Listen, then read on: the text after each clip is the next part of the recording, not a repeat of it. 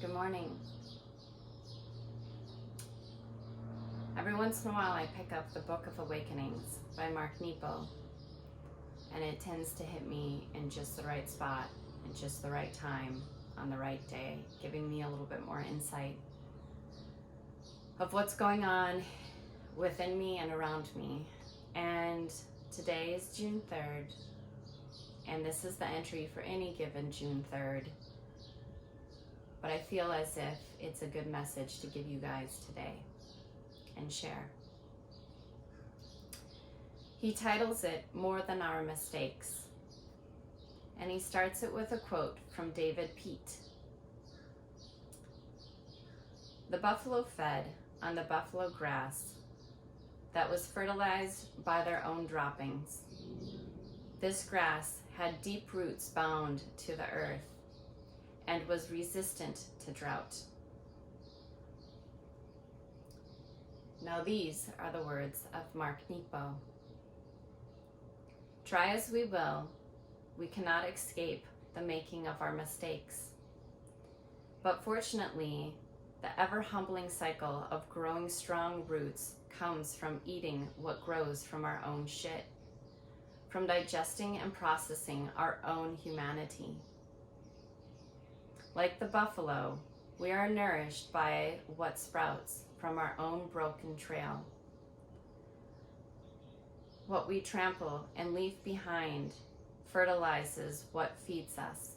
No one is exempt. A pipe falls on a dancer's leg, and the dancer must reinvent herself, while the worker who dropped it is driven to volunteer with crippled veterans. A dear friend discovers small, bulbous tumors, and his tulips begin to speak. And when he dies, his nurse begins a garden. Things come apart and join sometimes faster than we can cope. But we evolve in spite of our limitations, and although we break and make mistakes, we are always mysteriously more than what is broken. Indeed, we somehow grow from the soil of our mistakes.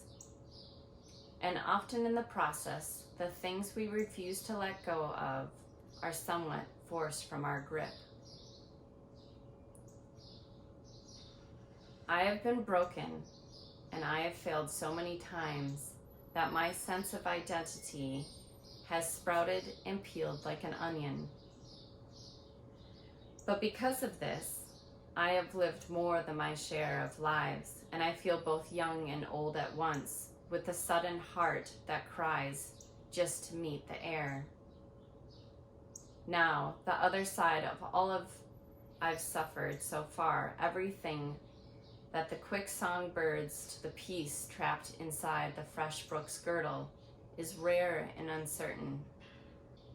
Now, I want to stand naked before every wind, and though I'm still frightened I will break, I somehow know it's all a part, even in fright, of the rhythm of being alive.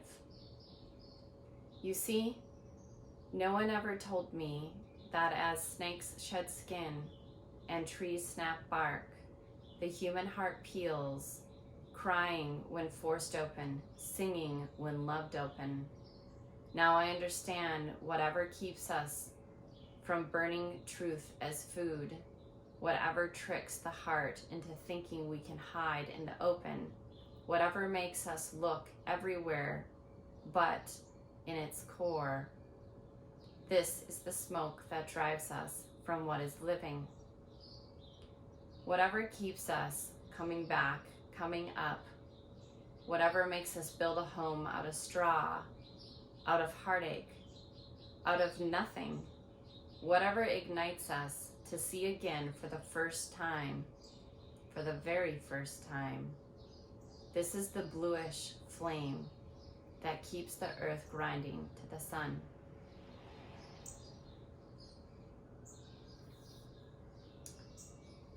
I feel like it's a pretty important message to think about these days, as we're discovering a lot of layers, and we're peeling back our own personal layers and discovering what is in our core.